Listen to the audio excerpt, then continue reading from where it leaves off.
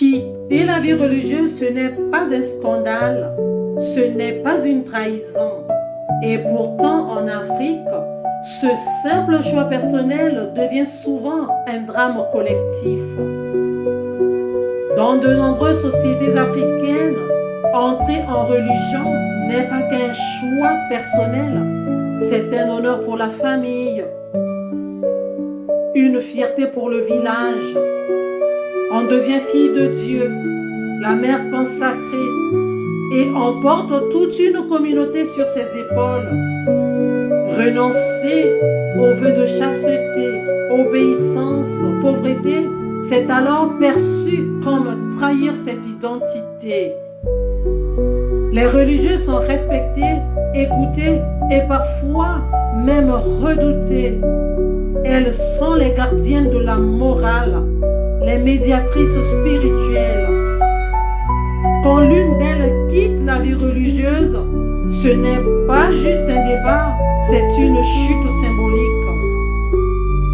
Rompre les vœux de religion, c'est remettre en question les normes, et cela gêne.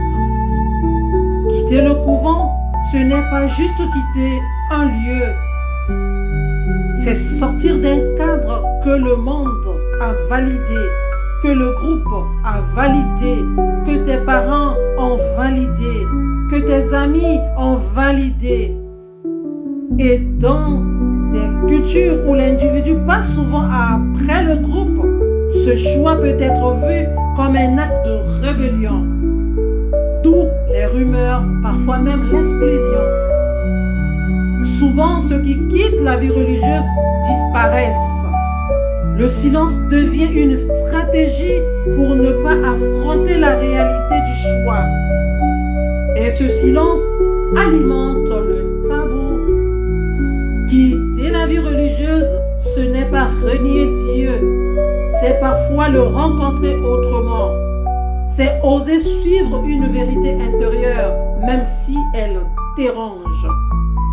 Et si la société s'interroge, c'est peut-être parce qu'elle n'a pas encore appris à faire de la liberté spirituelle une richesse plutôt qu'un scandale.